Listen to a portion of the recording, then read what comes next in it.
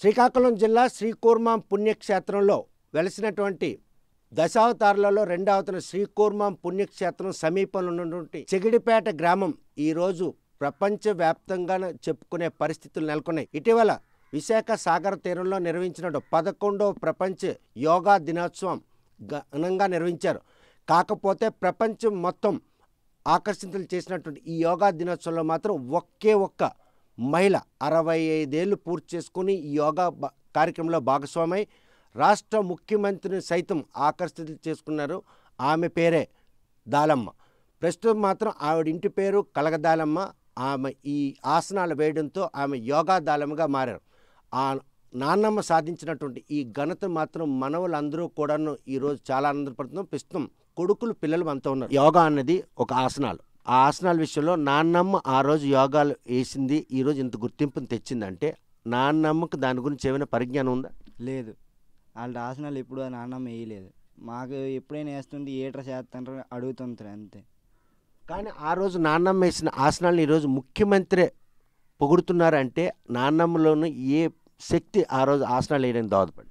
శరీరం మంచిదే కానీ ఉడుపు కోత ఇవన్నీ చేసుకునే ఆ పనులన్నీ చేసుకున్న ముసలి ఆయన నాన్నమ్మ. కానీ ఇవి పనులన్నీ చేయడం ఆ రోజు చెరుపు పని వాళ్ళకి పిల్లడం వల్లే ఇలా జరిగిందని మాకు తెలుస్తుంది. ఈ గుర్తింపు లభించడం వెనక మీ కుటుంబాలు ఈరోజు ఆర్థిక పరిపుష్టిని కలిగేందుకు దోహదపడుతున్నా, ఫైనాన్షియల్గా సర్వే అవడానికి ఏమో అవుతుందేమో అనుకుంటున్నాం కానీ అవుద్దలేదు తెలియదు. చూస్తే కనుక వ్యవసాయ పనులు చేసుకుంటూ ఆమె కష్టానికి డెస్టినీగా ఉండి ఈరోజు యోగా ఆసనాల్లో పాల్గొని ఆ యోగా ఆసనాలు వేసినటువంటి క్రమం మాత్రం ఆయన నిజ జీవితంలో ఏ కష్టాన్ని అయితే నమ్ముకుందో ఆ రోజు కూడా ఆ కష్టమే ఆవిడకి దోహదపడింది మనలంట. చూస్తే కనుక 2025 ఈరోజు ఆంధ్రప్రదేశ్ 11వ ప్రపంచ యోగా దినోత్సవం ఘనంగా నిర్వహించింది. 5 లక్షల మంది ఏకకాలంలో యోగా కోట్లాది మంది ప్రపంచవ్యాప్తంగా నిర్వహించారు. ఈరోజు వీళ్ళందరికీ దక్కన ఘనత మీ నాన్నమ్మకు దక్కింది. మనవడగా ఎలా గర్వపడతారు? ఈ 11వ ఆంధ్ర యోగా ఆంధ్రలో ఈ ఐకాన్గా నిలవడం చాలా గర్వంగా ఉంది మాకైతే. ఎందుకంటే ఇప్పటికి ఆల్మోస్ట్ 9 to 10 ఛానల్స్ వచ్చాయి, ఇంటర్వ్యూ చేసాయి. చాలా ఆనందంగా ఉంది. ఇది మొత్తం వచ్చి అందరూ చూసి దాలమ్మ ఏంటి ఇంతవరకు వెళ్ళిందా, ఇన్ని ఛానల్స్లోకి వెళ్ళిందా అది అమ్మ అన్నట్లుగా మాట్లాడుకుంటున్నారు. మాకు కూడా చాలా ఆనందంగా ఉంది. కానీ దీని అంతటి కొన్న ప్రధాని నరేంద్ర మోడీ భారతదేశ సంతతిగా చెప్పుకున్నటువంటి ఏదైతే ఈ సంస్కృతి సాంప్రదాయ యోగాను పరిరక్షించడానికి 2014లో ఐక్యరాజ్య సమితితో దెబ్బలాడి మరి ఈరోజు ఆ గుర్తింపు తెచ్చారు.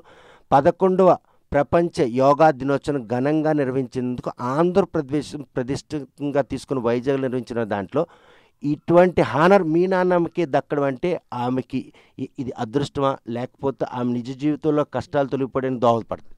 అదృష్టం అనుకోవాలి, చాలా అదృష్టం. ఎందుకంటే ప్రపంచవ్యాప్తంగా జరుగుతుంది. అందులో మా నాన్న మొక్కదే బామ్మ అనే పదంతో ఐకాన్గా ఒక నిలిచింది. అంతే అదృష్టం అనుకోవడమే కదా. మరి ఆవిడ యోగా ఆసనాలు వేసే తీరుని మాత్రం మెచ్చుకున్న చంద్రబాబు నాయుడు కావచ్చు, చూస్పూర్లు ఎవరైనా కూడా ఆమె ఒక అంటే ఆదర్శప్రాయమైన మహిళలుగా ప్రతి ఒక్కరు కూడా యోగా అభ్యసించుకునే దోహదపడుతుంది. చంద్రబాబు నాయుడు గారు అన్నారు కదా, తినని స్ఫూర్తిగా తీసుకోవాలి మన అందరం అనేసి. మరి స్ఫూర్తిని తీసుకోవాల్సిందే. మరి అంటే 65 ఏళ్ళు అయినా కూడా అలవోకగా ఆసనాలు వేసేందుకు ఎటువంటి శిక్షణ లేకుండా ఆమె చేసినటువంటి ఆ యోగనాల తాలూగా దీన్నే ఆయన ఆకర్షితులయ్యారు. అవునవును, అంతే కదా. మరి 65 ఏళ్ళ వయసులో వేసిందంటే అది స్ఫూర్తిని తీసుకోవాల్సిందే కదా మన అందరం.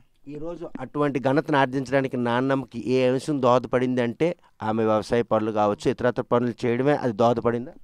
వ్యవసాయమే. ఒక్కరోజు కూడా పని మానకుండా ఉండదు. ఇంటికాడ రోజు పనికి వెళ్తుంది.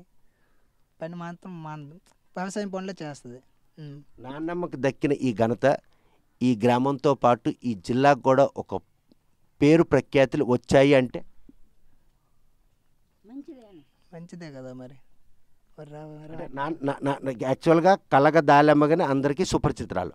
కానీ ఈరోజు యోగా దాలమ్మగా పేరు మారినటువంటి ఘనతను ఆర్జించిన నాన్నమ్మకి మనవలుగా ఈరోజు ఎటువంటి ఘనతను నాన్నమ్మ ఆర్జించింది అంటే బయటికి వెళ్తే మీ నాన్నమ్మ ఏంట్రా అని అడుగుతున్నారు. అది ఒక్కటే చాలు, మాకు గర్వంగా ఉంది. పర్లేదు.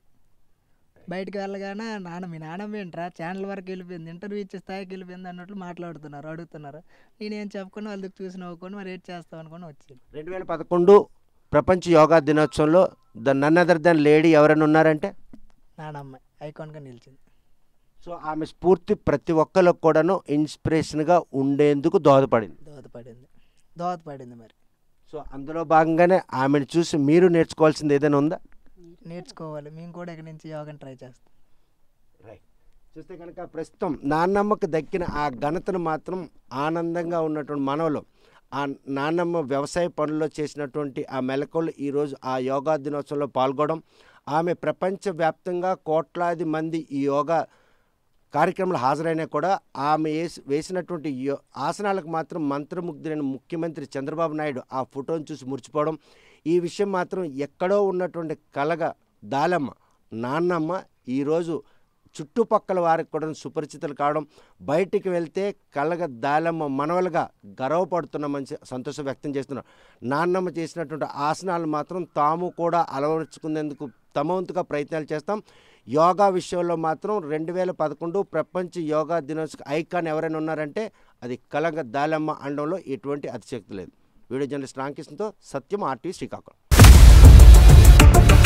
ఇండియా పాకిస్తాన్ ఉద్రిక్తతలపై లేటెస్ట్ అప్డేట్స్ కోసం డౌన్లోడ్ చేసుకోండి RTV లైవ్ యాప్.